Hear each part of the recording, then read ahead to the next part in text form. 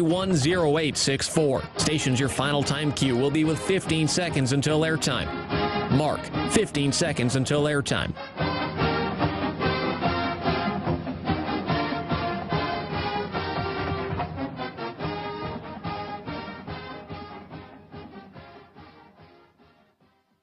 The following is a presentation of Learfield.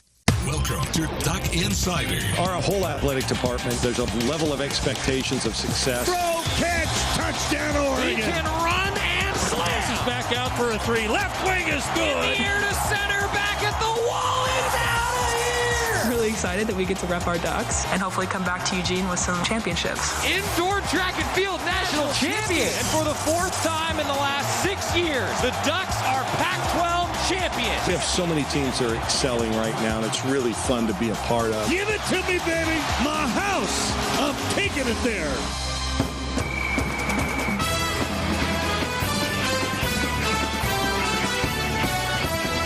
This is Duck Insider on the Oregon Sports Network from Learfield, presented by On Point Community Credit Union. Better banking, local solutions. Live from the Country Financial Studio, here's Joey Mack.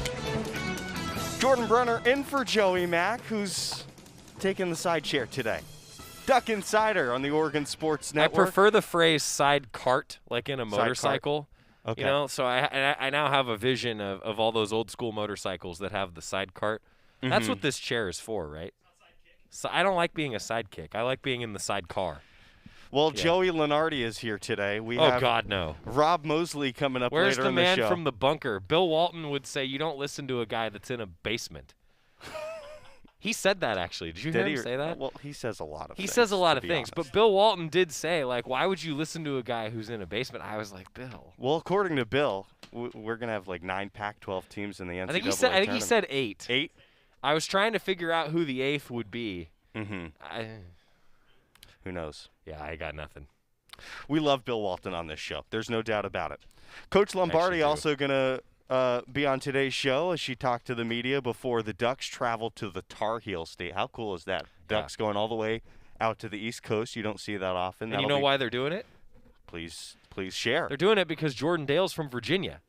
Interesting. So Jordan Dale being from Virginia, they got a chance to play in a tournament that is near her hometown. So I love it when you remember when Kelly Graves, Ruthie Hebert, Alaska. Right. Let's go to Fairbanks. That's right. So that's why they're doing it. And Coach Lombardi, I think it's cool that they do that. I love that the coaches that do that. And that's what's going on.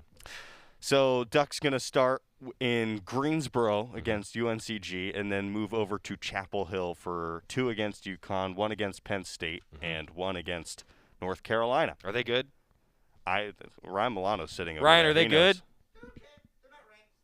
They're okay. They're not ranked. From the voice of Oregon softball. That's what we've learned today. See, we got all the information we need today, everywhere. Okay, one more thing to hit on. NFL Combine started yesterday. Yeah. 6 Ducks were invited to the NFL Combine this year. That is the second highest number in the Pac-12 behind Arizona State. So just wanted to take a second to wish all of those hardworking players best of luck, and we're going to be rooting for you. Johnny Johnson, I know, met with the media today. I think Devin Williams met with the media today. So, yeah, go Ducks, huh? I mean, more pro Ducks, the better.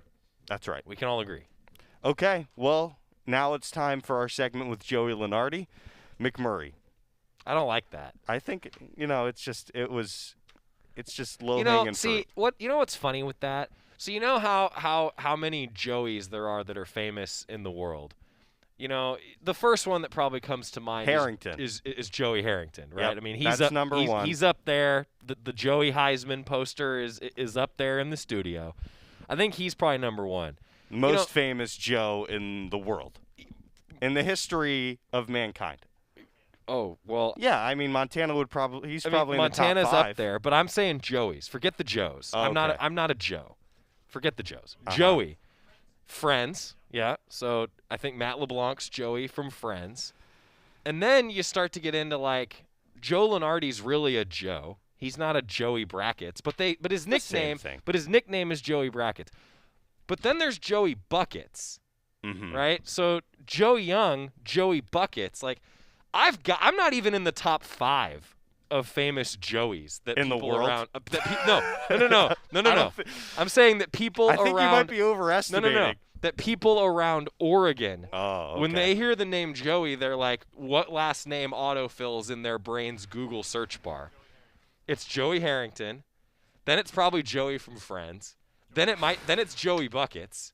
Then it might be Joey Brackett. I don't think I'm even top 3, top 4, probably not even top 5 of Joey's. Like in your fans, in your brain's Google autofill, when you type Joey as an Oregon fan, what comes up? Oregon Joey. It's going to be Oregon Joey Harrington, right? Or Oregon Joey Buckets. So is this something that offends you? Do No. you want to be higher? No, I'm just saying. You're saying that, you should be. I'm saying that it for should you be to call Joey me Mack and then Joey. No, I'm Harrington. saying that for you to call me Joey Brackets McMurray, you can't even. I'm not even in the same stratosphere. You know and what? Should I be more famous than Joey Harrington? Absolutely not. No. Okay. You did not know this segment was going to get that far No, away I from didn't. you, Well, you you say we're in another stratosphere. I Uh-huh. agree. We're in another stratosphere than where we have to be on this show. Okay, we all got to be a little bit productive here. Let's talk. See, some... everybody doesn't realize that I'm doing to Jordan exactly what Jerry Allen did to me when I first started hosting Duck Insider. Yeah, I mean, now I'm just treading water. I'm telling you, throw me off the ship. We are gonna get into the water. We are gonna get Jerry in the studio, and he will do exactly this, and he'll be like, "This is just what we do." Now, Scott, did you know that this is what I was doing? Scott, turn him on, will you, Ryan? Turn Scott on. Yeah, I could kind of feel the Jerry Allen vibe coming from you. It's a fun morning, so yes, I can feel that. So I've heard rumors about this yellow flag that Scott Phillips will throw. Does he have the flag? He does have. I feel like we're getting close to Throw a the flag penalty here. Throw the flag. Oh God, I Thank gotta you. shield myself. No, now I have the flag. Okay, so now you control everything. Oregon currently sits 4th in the Pac-12 in Oregon men's basketball. And I would say this is a big weekend as the Ducks travel up for a game against Washington, CBS on Saturday against Washington State. Both of those teams are 9-9. I have to ask you. So mathematically, they can catch the Ducks, which is a problem, right? Let's take a look at these standings here because it gets interesting. Colorado has a game against Utah that will be on Saturday. If they win that game and Oregon goes 1-1, they finish with the same record in conference. We were talking about this over the weekend. It gets complicated when we get to tiebreakers. Do you have an update on that? Who has the tiebreaker between Oregon and Colorado? Well, so the first tiebreaker is head-to-head. Head-to-head is 1-1. Right. So, well, that doesn't work. Then it goes down the list in the tiebreakers, and it's record against teams above you in the standings. To be honest with you, I have not checked for sure, but Jordan, I imagine a Google search. I know that it's on the Pac-12 website in the right-hand column of the standings if you look at tiebreakers. I can't remember if it's you just go and be like, okay, what was Colorado and Oregon's record against Arizona, and then work your way down the list until you have a better record, or if it's the combined record against the teams above you in the standings. So that's the distinction, because if it's just Arizona, Colorado just got a huge win against Arizona. Right, and so then in that case, Colorado owns the tiebreaker. Right. Because they would have a winning record. Or they would be 1-1 against Arizona, but the Ducks are 0-1, so they would still win that tiebreaker. I think that's what it is. I haven't had to look at this in a while. The Ducks have, won some conference championships lately and haven't had to really go to the tiebreakers. This is true. But to be totally honest with you, I haven't looked yet today to see what it shakes out as. But so bad information for everybody listening. But that is what the tiebreakers are. And this distinction is critically important because the top 4 seeds get buys in the first round of the Pac-12. Yeah, tournament. so Arizona, USC, UCLA, the Ducks aren't going to be able to catch them. They can finish 4th in the league. If the Ducks win out, they're 4th. If the Ducks win out, they win. They win that bye, basically. If they don't win out, then you're relying on Colorado maybe dropping a game to Utah, or we'll see what happens. But, yeah, mathematically speaking, hear this. Washington State and Washington could both finish 11-9. Colorado and Oregon could also all finish 11-9. You could have a 4-way tie for 4th place in the league. I'm not a math guy. Journalism majors famously can't do math. This is true. So I would rather that Oregon just go and win 2 games, be 13-7, and be the 4 seed in Vegas. Good news is Ducks control their destiny. They for do that control their 4th destiny. seed. You're right. And so rather than talking about tiebreakers, I'm just going to say the Ducks control their own destiny. Did I get off the hook? You're off the hook. Hey, Joey, You had told me with this particular live read there was a connection to the bubble. Can you explain that again to me? Oh, with the inside look? Yeah, the Oregon Imaging Center's inside look. Yeah. Inside look, an inside look at the bubble. So bubble teams. That's the connection. I, like you, have probably gone through and looked at what games you should be paying attention to. Well, I think that you're rooting against a number of teams, particularly like a BYU and an SMU. Those two teams are squarely on the bubble, probably in the first 4 out with Oregon. Those are two teams that were on Oregon's schedule. The Ducks beat SMU. The Ducks got beat pretty good in Portland by BYU. What does that mean for the Ducks? I don't know. Well, there are 3 games tonight that can act as appetizers to the big weekend of Duck athletics. And you've got them for us. Well, tonight, Creighton, which is currently one of the last 4 buys on Joe Lunardi's So you're rooting list. against Creighton. Against Creighton, they're home against UConn. Let's go Huskies. Wake Forest is in Winston-Salem at home against NC State. Rooting for the Wolfpack in that game. Let's That's go tonight. NC State. And then here's a really interesting game tonight because Indiana and Rutgers are both listed as 2 of the last 4 in. They play each other. So whoever wins That is in. could potentially create a spot in the last 4 in. Now, if we're talking about the weekend Oregon has coming up against Washington and Washington State, yes, 2-0 helps. I'm asking you, how much does decorating those wins in Washington help the Ducks? It's a good question because the net rankings now take into account your efficiency ratings far more than like the RPI, which was the previous ranking system used. So I think it does matter. I mean, if you go on the road and win big in a couple games, there's also, I mean, look, the committee, I think also the eye test matters a little bit, right? I think the eye test does matter that if Oregon goes and dominates here down the stretch, they get into Vegas, they do something special. I mean, yeah, they're going to end up climbing those rankings. You got to think that, right? So I do think that matters. But at the end of the day, Jordan, I mean, Oregon's the margin for error is so razor thin, and we've been saying that for the last few weeks. The margin for error is so razor thin that if you're the Ducks, you just have to win on Thursday. You got to win on Saturday. I don't care how you do it. And if you do that, then it's going to be interesting heading to Vegas. The other thing to keep in mind, though, with bracketology and bubble watch, all that, I really do think that Oregon is going to be in a good position if they get a top 4 seed to do something in Vegas. And then if they keep winning in Vegas, it's also going to depend on how many other bid stealers there are in the conference tournaments. And the conference tournaments will start as early as, what, Sunday? Saturday? Do they start this weekend? Some of the lower-level conferences, I think, even start this weekend. So if you're an Oregon fan, if you're an Oregon fan, you don't want any 1 seeds, for example, in those mid-major tournaments to lose, because that means that those 1 seeds that are in mid-major conferences, they could end up being bubble teams themselves, and then a team that wasn't in the projected field of 68 is suddenly in the projected field of 68. You want those conferences to be 1-bid conferences. Yes, you don't want multi-bid mid-majors, because if you're a bubble team, that means that you're going to get pushed out potentially. There's more teams that end up on the bubble. So this is the fun time of year, though. Like, we were talking with Chris Crutchfield, Oregon assistant coach, on Tip-Off Tuesday yesterday. You're playing meaningful basketball in the month of March. There's only probably like 80 or so teams that can say that. Now, sure, the conference tournaments, you could be a 6 seed and have a sub-500 record, and you could win the tournament, and you're playing meaningful basketball in the month of March. I get that.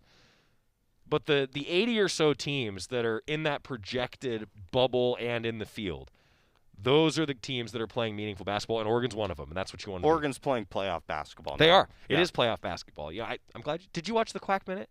I didn't. I'm a bad employee. He said that. I said that in the Quack Minute this morning. Okay, well, great minds think alike. Hey, that was the Oregon Imaging Center's Inside Look. Oregon Imaging Centers is proud to sponsor University of Oregon Athletics. Established in 1993, Oregon Imaging Centers would like to remind you that you have a voice in choosing your medical imaging provider. Choose quality, choose service, choose Oregon Imaging Centers. The choice is yours. They are as old as me. You were born in 1993? I was. Interesting. Yeah. It's good to know that. Fun facts. Let's get to some Oregon baseball, but let's do that after this break. It's Duck Insider, presented by On Point Community Credit Union. We're coming back on the Oregon Sports Network from Learfield. Money isn't interested in the fact that you dream of going to Greece, and it doesn't pace at night wondering how you'll pay for braces 3 times. The point is, money without people is just money. Only people can use it to run the family ranch, buy their first house, or adopt a happy old dog. To us, the powerful thing about money isn't money at all. It's helping you harness the power of yours. On Point. People are the point. Federally insured by NCUA. Equal housing opportunity. As my family continued to grow, I realized I'd have to replace my beloved Jeep with something that has, well, more seats. I'm Jason Hines, Country Financial Rep and father of 7. Whether you're upgrading from your sporty ride with no room for a car seat or finally replacing your well-loved beater that still has a cassette player, you'll want the right protection for your new car. Work with a Country Financial Rep like me and get the protection you need at a price you can afford. Learn more at TakeSimpleSteps.com or contact a local Country representative. Don't go anywhere. Duck Insider continues after these messages on the Oregon Sports Network from Learfield. America, your children have an amazing superpower. That's right. They can help save lives by simply washing their hands. Just 20 seconds of thorough hand washing after they've coughed or sneezed or been outside can help fight against the dastardly spread of germs. Armed with only soap and water and hands, your superhero can protect you, your family, and everyone out there in America land. Amazing! Find out more at coronavirus.gov. A message from the CDC and the Ad Council. Watch out! You got me! The galaxy is safe once again. In the pretend universe, kids play with pretend guns. In the real world, it's up to us to make sure they don't get their hands on a real gun. If you have a gun in the house, keep it locked, unloaded, and stored separately from ammunition. Safe gun storage saves lives. Learn how to make your home safer at endfamilyfire.org. That's endfamilyfire.org. Brought to you by End Family Fire, Brady, and the Ad Council.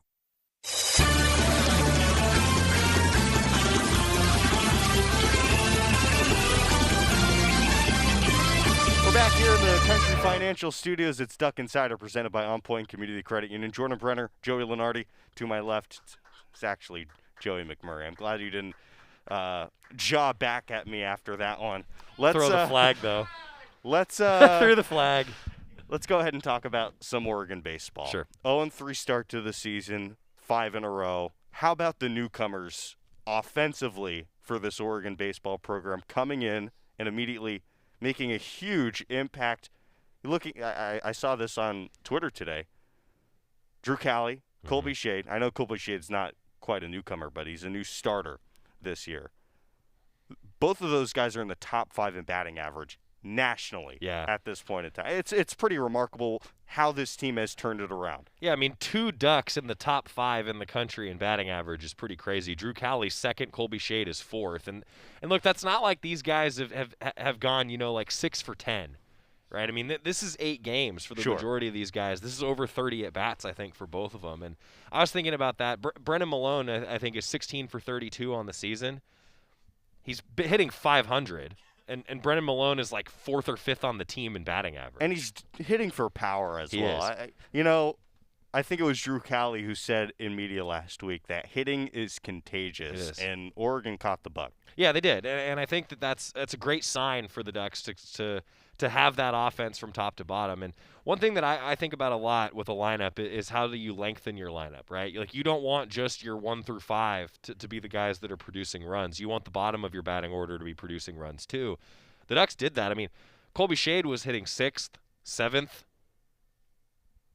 Like, it's crazy. Like, that's wild. And so credit to the staff for putting together that lineup and to have some depth. I mean, like, for example, Josiah Cromwell gets in there. He hits a big home run in Game 4 of the series. Cromwell's a catcher. They tried him out at right field a little bit. He catches on Monday.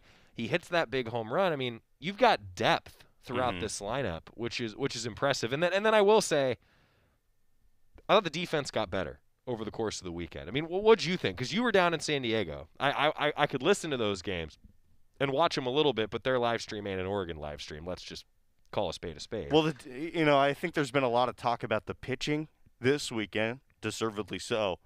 I think there were some games where the defense really picked up the pitching with some inning-ending double plays. Right, 3 of those inning-ending double plays in the game on Monday, and so I felt one of them was spectacular. Did that Josh Kasevich?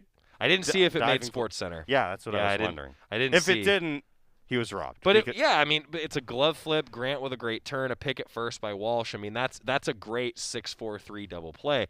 So, 3 double plays to end innings. I thought the defense took a step forward, but I ask you again, I mean, you saw the defense make a few mistakes, commit some errors down in San Diego. I felt like Oregon got better defensively as the weekend moved forward. Well, we talk about how hitting can be contagious. I think in a way in San Diego, when it rained, it poured in a lot of different sunshine? ways. Yeah, I see what you did even there. though it was beautiful. Mm-hmm. I think being back on that pristine turf at PK Park, there was a level of comfort, a little bit less pressure once Oregon got that first win under their belt, and I think they just played a little bit looser and more like they had been performing in all those scrimmages. Interesting that this lineup produced some historic numbers, 58 runs over 4 games. They have now 79 runs over their 5-game winning streak. And it seems to me like there's still more out there because Tanner Smith is still battling. We expect him to get going. I think Anthony Hall's another guy who I expect we'll see big numbers from pretty soon. I agree. I think that guys like Smith and Hall, I think, fit into that category that Mark Wazakowski mentioned last week, that maybe they're pressing a little bit. Maybe they're pressing a little bit too much. And, there is more on the table there. And I think pitching-wise, there's more on the table there too, right? I mean, it's we can talk so much about how the story is the offense, the offense, the offense.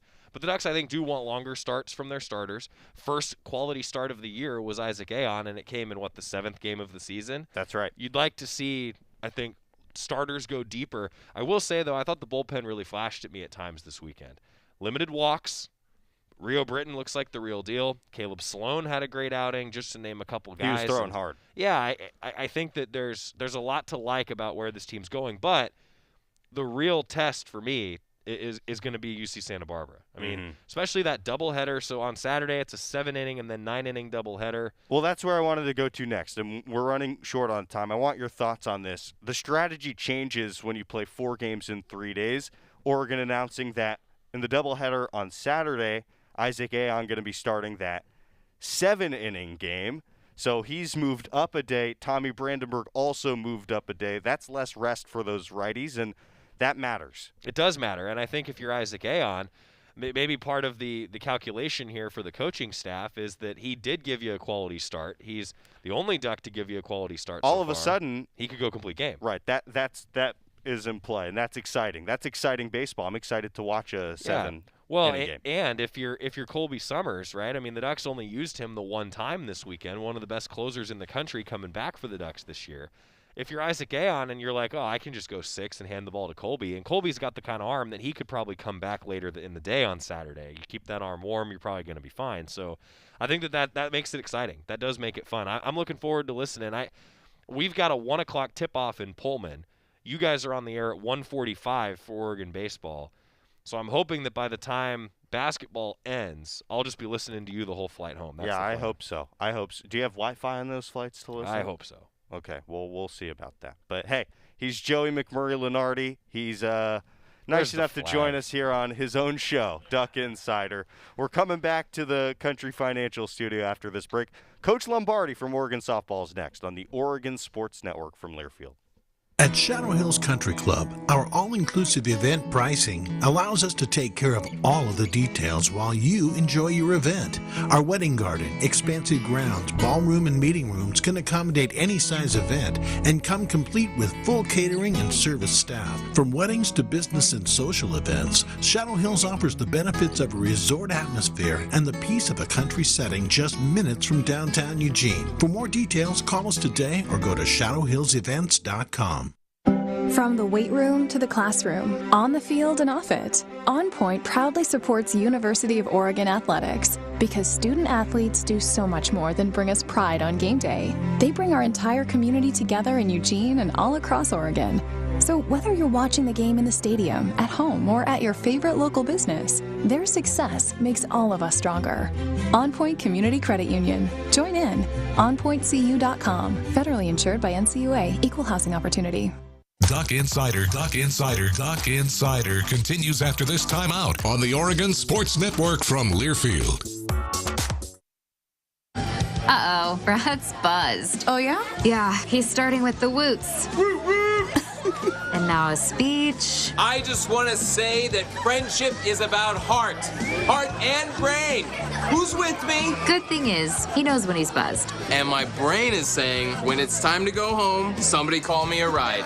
Love that guy. Me too. Know your buzzed warning signs? Call for a ride when it's time to go home. Buzz driving is drunk driving. A message from NHTSA and the Ad Council. Okay, forest animals, kids are coming to the forest, and it's up to us to make their visit a good one. Sparrow, have you practiced the most popular bird songs for the year? Of course. Catchy. I like it. River, how's the temperature? It's a refreshing 52 degrees, man. I love it. Turtle. He's not here yet, man. He's late every morning. Okay. Squirrel. The forest has been preparing just for you. To learn more about cool things to do in the forest, visit discovertheforest.org. Brought to you by the U.S. Forest Service and the Ad Council.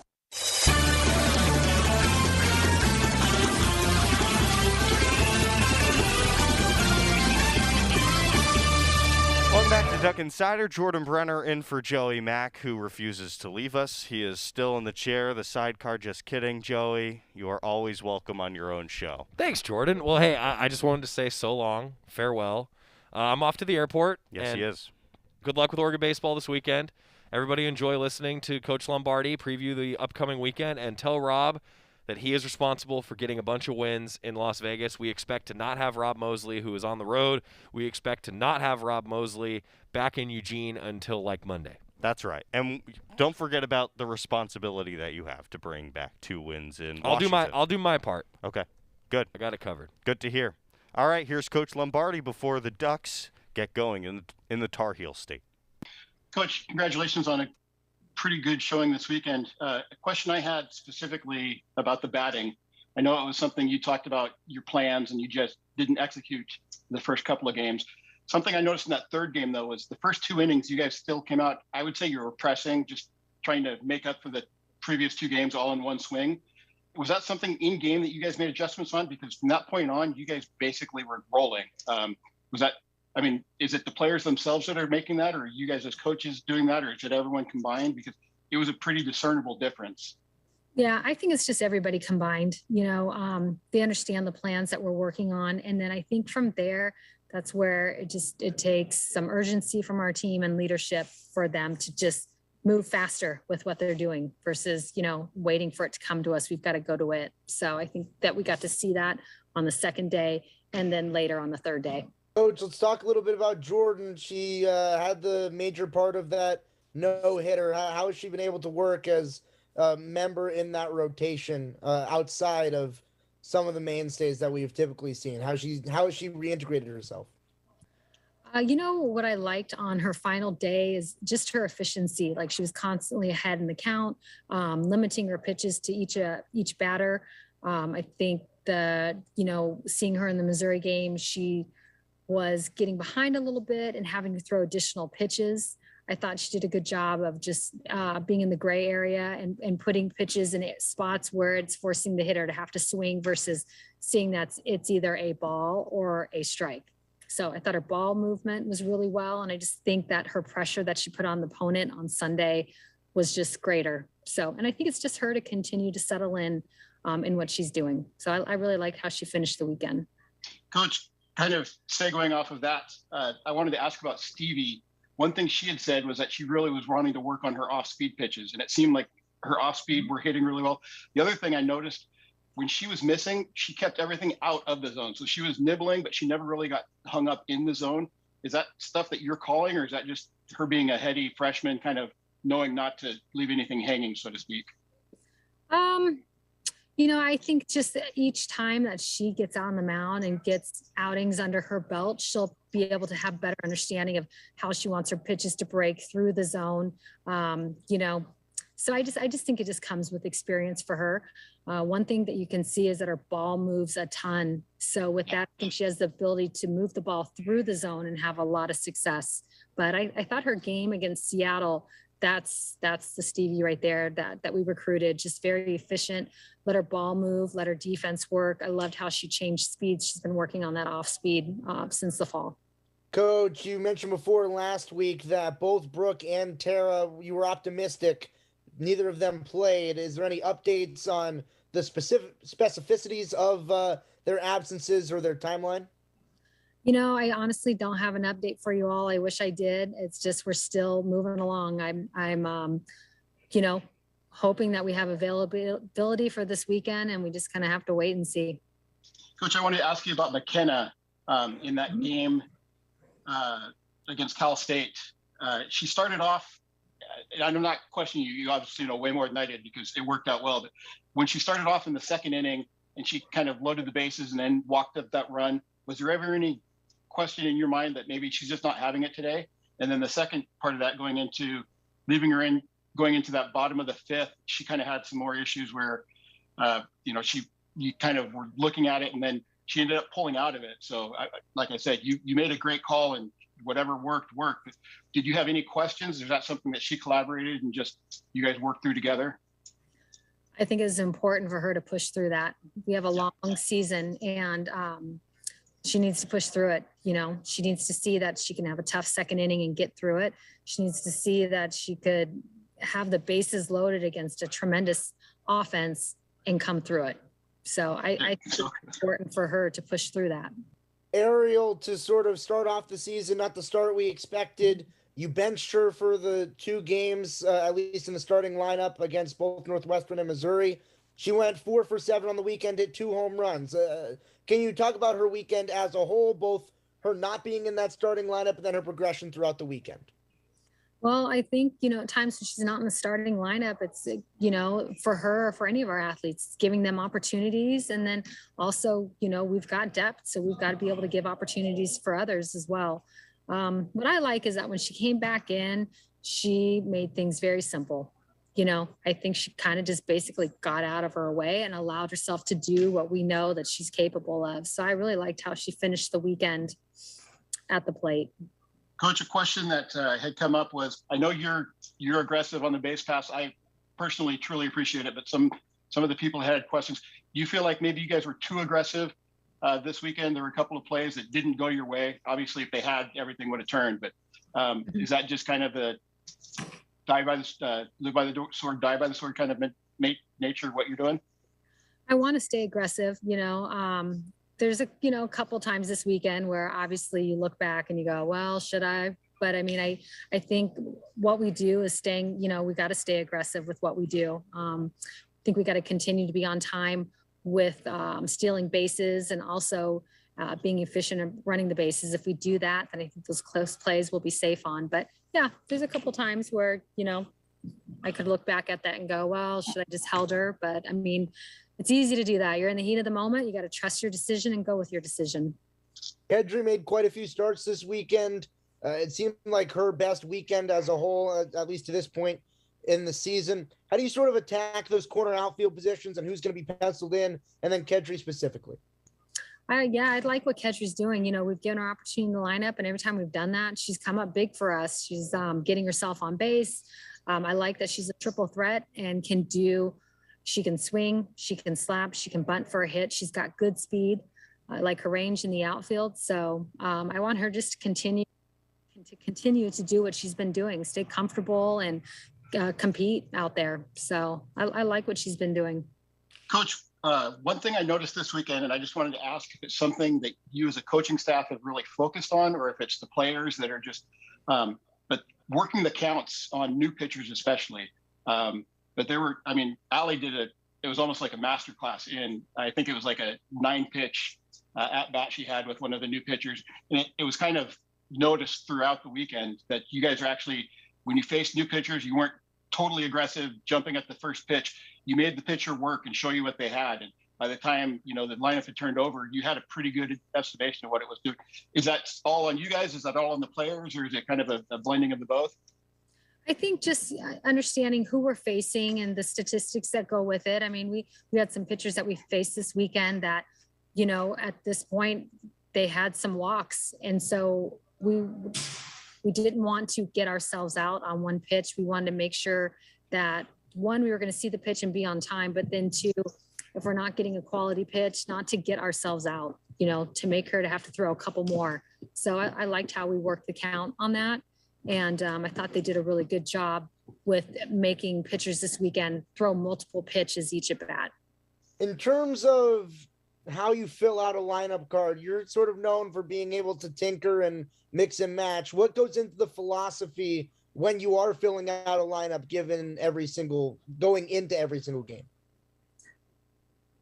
It just depends. I mean, I think there's a lot of things that go into it. Our personnel, who's available, who's doing well, what does the matchup look like against the opposing pitcher? I don't know. I mean, for me, if it's working, then we're going to stay there with it. If we need to adjust and tinker a little bit, then I think we need to adjust and tinker. So we've had a lot of different lineups over the years, and I think you just got to keep moving until you find what is right, and then we're able to stay with it. But I just think there's a lot of different things that go into it. And I just think we're just going to keep moving forward. And eventually, I think you'll see us settle in and maybe be a little more consistent with what we're doing in the lineup. Coach, one of the, I wouldn't say shortcomings, but one of the opportunities that I noticed coming from last year into this year was the bunting. You guys hadn't been perfect on the bunting opportunities when you tried to execute. This year, you've been really good. And one of the things, particularly with like Kedry, her drag bunts, I guess I would call it, she's kind of slap bunting. It's not really a bunt per se, but is that something that you're calling and they're executing, or is she just kind of doing that on her own? Or because you guys have done a really good job so far that you're doing that. Yeah, I really like our short game and what we've been doing it with our lefties and righties. I mean, just for me being a pitch caller, I think one of the toughest hitters to defend is that righty that can hit for power, but then can also bunt for a base hit, because it forces you to think twice a little bit about how you want to throw to them. And I think what it does, it gives that hitter opportunity to put themselves in really good counts. So I like how we're doing it on both sides, and it allows, it forces the defense to, not cheat and be honest, because they can play us back and we can bunt the ball for a base hit and pass the bat and have somebody else drive in the runs, or they're playing us up and then we can drive in the runs. So I just think it gives us more options. I think in the past times we were one-dimensional, and now you're starting to see some more dimensions offensively for us. What is it you're looking for, expectations going into this weekend as you head to North Carolina? Are there any goals that you're challenging the team to? Because they've always kind of stepped up when you give them a goal. What is it you're hoping to accomplish and look and see from this team? I liked how they came out. We challenged them on day 2. Day 1, I don't think that was Oregon softball at all. Day 2, you could really, I think for everybody, get to see what this team can really look like. How good can we be? And so I think it's just for them to stay consistent with what they're doing from game to game, and to, I think if that piece right there, physically, I think we're very, very talented. No question. So it's just for them as a group, understanding how they want to go about game after game, and to be able to go at it at a high level from start to finish, to be able to get to our plans quickly and to turn the lineup over and to be solid on defense, and for our pitchers to put pressure on the opposing hitters. I think just understanding how to play at a high level from game to game. I think that's when you're going to really see what this team can do. That was Melyssa Lombardi previewing Oregon's weekend in the Tar Heel State. Rob Moseley is with us, editor of GoDucks.com. Interview with him next. He's on the road with Oregon women's basketball. We're coming back on the Oregon Sports Network from Learfield. After 2 years of construction, my wife and I finally moved into our dream home. So when a bathtub fixture broke, causing major water damage, I was glad we had the home insurance protection we needed. How do you know your home is protected? Talk to a Country Financial rep like me, Nick Simon. We can help you understand your options and select coverages to meet your needs. Then if something happens to your home, you won't have any surprises. Need the right coverage for your home but not sure where to start? Visit TakeSimpleSteps.com or contact a local country representative. Thanks for calling Toyota. This is Jan. How can I help? Hey, Jan. Say, is now a good time for a new Toyota? You bet it is. Now through April 4th is the perfect time to shop for a RAV4, Tundra, Tacoma, Corolla, and more. Imagine yourself in a RAV4. Where would you go first? Skinny Al's Barbecue. I'm imagining you inviting me. Let your imagination run wild at your participating Toyota dealer. Ready, set, go get your Toyota today. Toyota, let's go places. Dealer inventory may vary. Duck Insider, your home for the latest news on Oregon athletics on the Oregon Sports Network from Learfield. Tom has been a teacher for over 40 years. One day, I think one of the students had asked the question and he didn't remember the answer. And I also noticed that he was letting his class out earlier than they were supposed to let out. I was really starting to worry. Levi and I talked about how it would change our lives, but he was there beside me. When something feels different, it could be Alzheimer's. Now is the time to talk. Visit alz.org/ourstories to learn more. A message from the Alzheimer's Association and the Ad Council. Okay, man, this is your time. Maybe you didn't choose this, but you're here now. You're gonna go out there and be an all-star caregiver. Cook, clean, be there emotionally and physically. You gotta dig deeper. Drive them to physical therapy, doctor's appointments, because that's what caregivers do. Don't give up. Show the world that you're tougher than tough. Caregiving is tougher than tough. Find the care guides you need at aarp.org/caregiving. Brought to you by AARP and the Ad Council.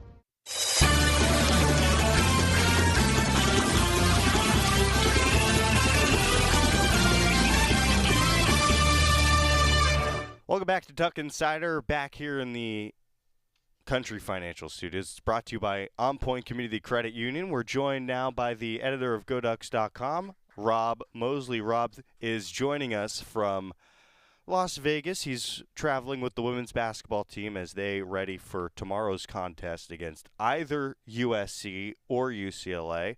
Rob, how is Vegas treating you and the team so far? It's treating my wallet not great so far, but otherwise I think everyone is having a fine time. So it sounds like you're having some fun while you're waiting for this big game in Vegas. Yeah, fun is a subjective term, no doubt about it. But yeah, no, it was down to business today for everybody. Just got off the court, just got back from practice at a local YMCA.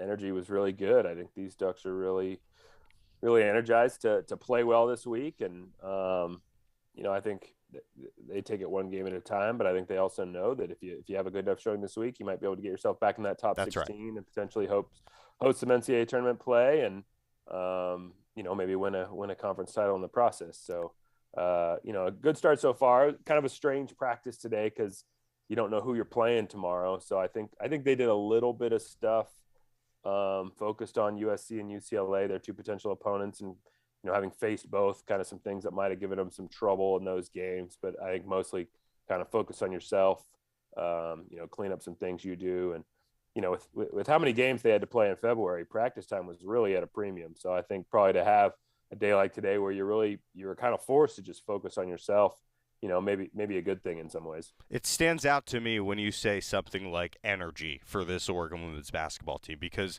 it feels like this team hasn't had more than 2 days off since the end of January. And it's just really valuable, I think, right now to get that reset and lock in on the postseason. It's here. Yeah, when they earn themselves a bye and not having to play today, it meant 4 days without a game for the first time, since mid-January. And I think the last time it happened only was because there was I think it might have been that UCLA forfeiture that took place on the schedule that month. So, yeah, I mean, it just feels like they've been playing every other day. It feels like a professional schedule they've been playing. And so, yeah, I mean, I think, probably appreciated some time to refresh a little bit mentally and physically these last couple of days and get refocused for the postseason. But, you're reminded too, I'm reminded particularly now twice their age that young kids have a lot of energy, and it might seem a little more daunting to me than it does to them, and I think they're pretty excited about this week.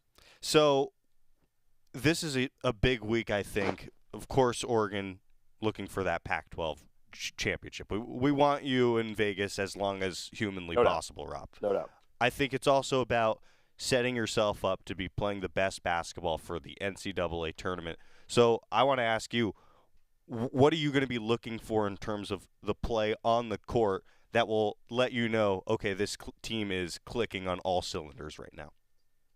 Yeah, I just think it's been few and far between these last few weeks, potentially because of the frequency of games and some bumps and bruises some players have been playing through.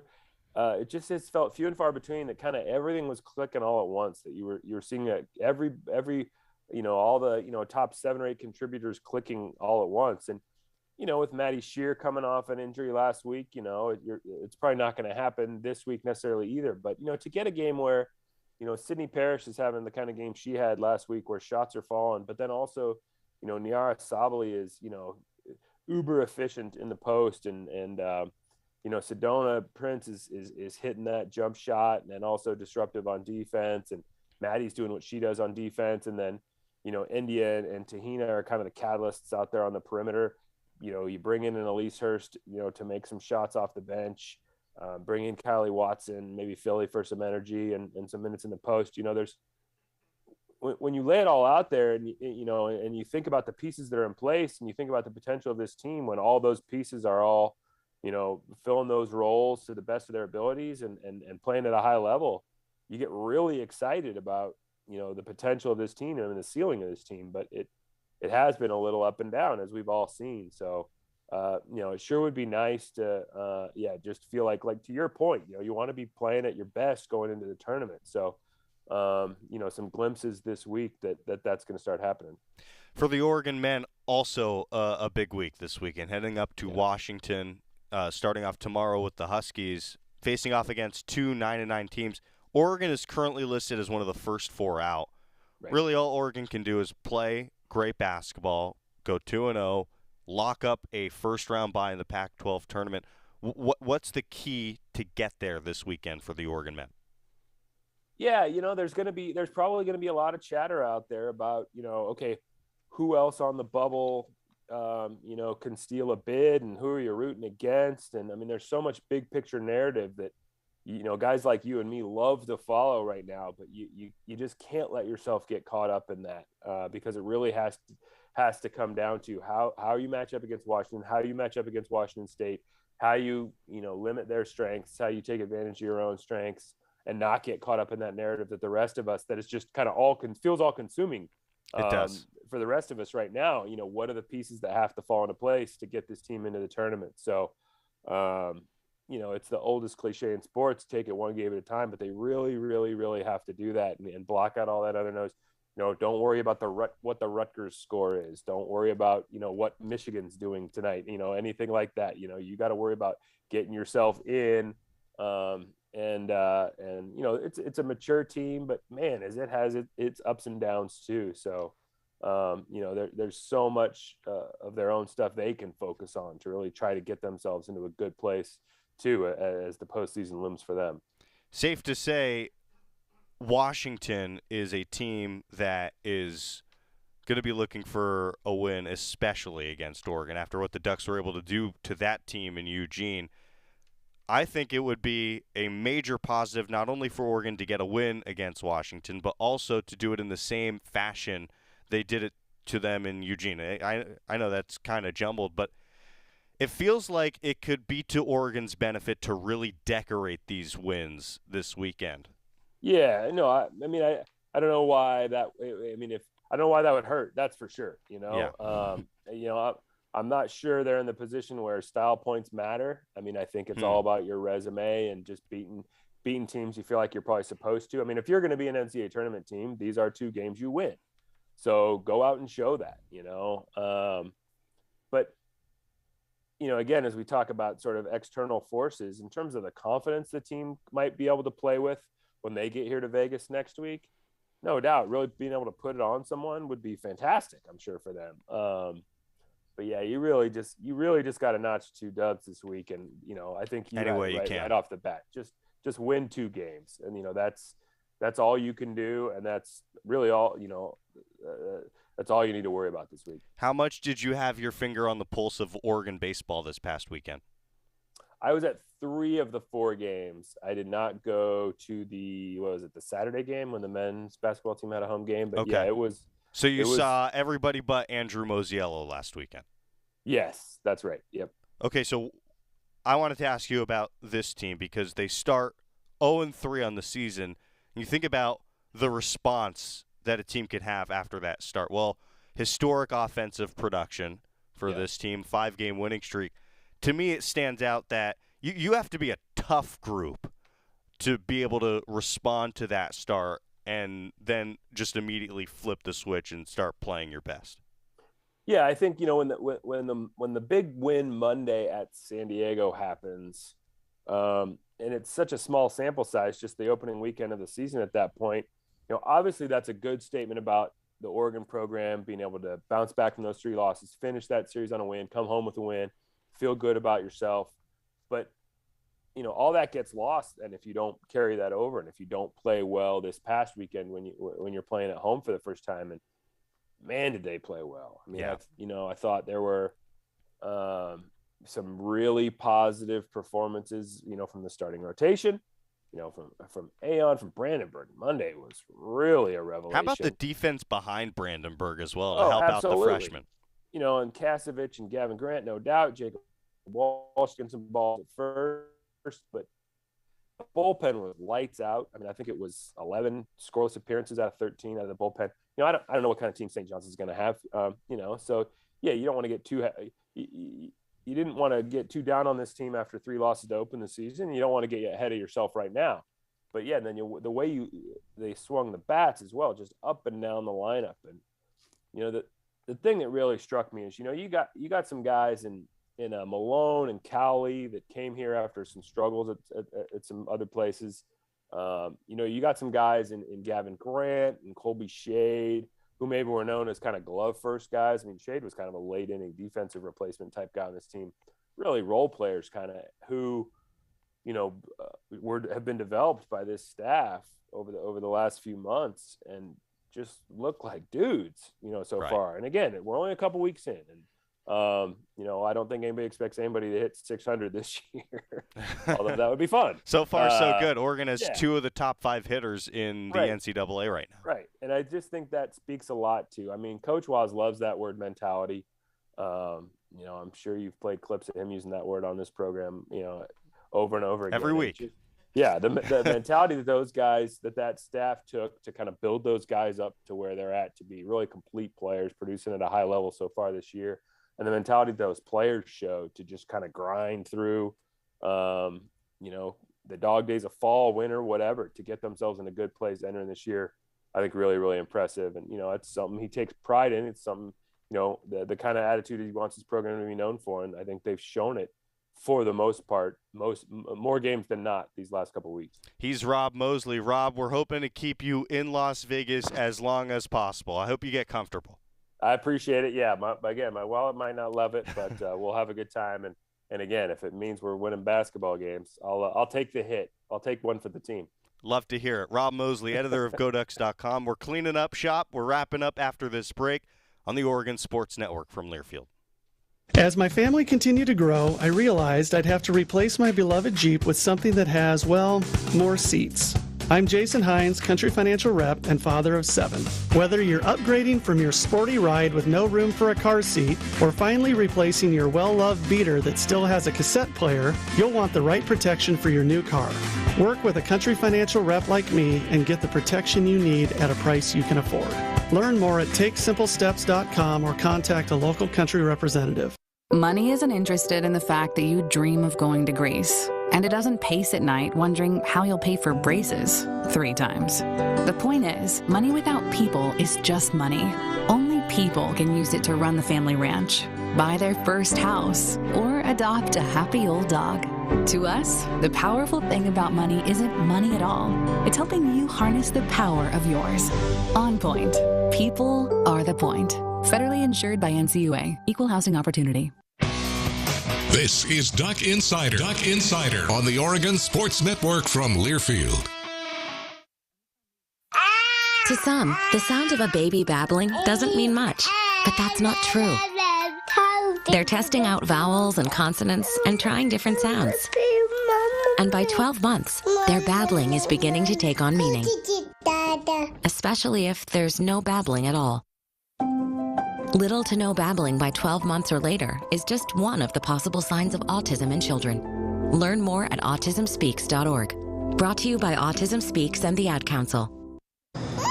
It's 4 a.m., Monday, and you're literally sucking baby snot through a tube because she's congested. Man, that's love. And if you love her that much, love her enough to make sure she's buckled in the right car seat. To make sure your child's in the right seat for their age and size, visit nhtsa.gov/the right seat. Show them you love them. Keep them safe. Visit nhtsa.gov/the right seat. Brought to you by the National Highway Traffic Safety Administration and the Ad Council.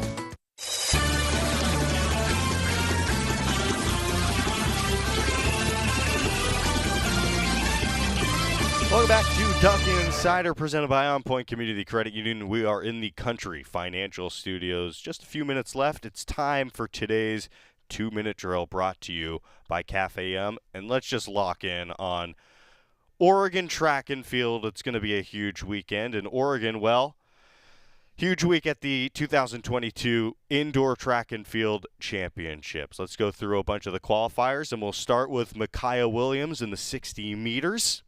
Congratulations. KEMBA Nelson, she was able to qualify in the 60 meters as well with a time of 7:15. Max VOLLMER in the heptathlon qualifier with a massive score of 5,801.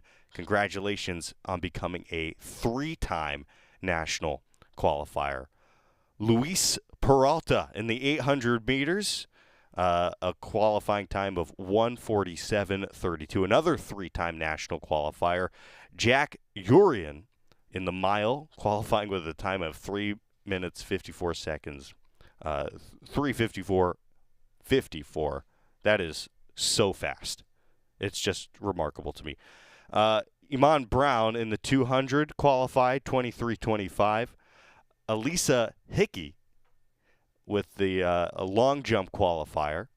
JADYN Mays qualifying in the 60 meters with a time of 7:15. Aaron Bienenfeld with in the 5,000 meters qualifying. ANETA KONIECZEK in the mile qualifying with a 4:34.76 time. 3-time national qualifier, second at Oregon.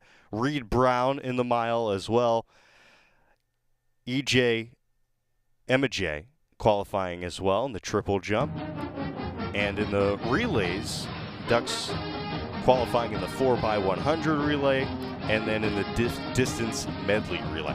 I mean, there's just so much to get to. That's how successful this program was. That's pretty remarkable. That was the 2-minute drill, brought to you by Cafe Yum. Thanks so much for being a part of Duck Insider. Jordan Brenner and for Joey Mack. I'll be back in tomorrow right here on the Oregon Sports Network from Learfield. America, your children have an amazing superpower. They can help save lives by not having play dates. That's right. By replacing get-togethers with virtual play dates and video chats, they can help slow the evil spread of germs. And if your superheroes do go outside, make sure they continue their superhero wing by staying 6 feet away from others to protect everyone in America land. Find out more at coronavirus.gov.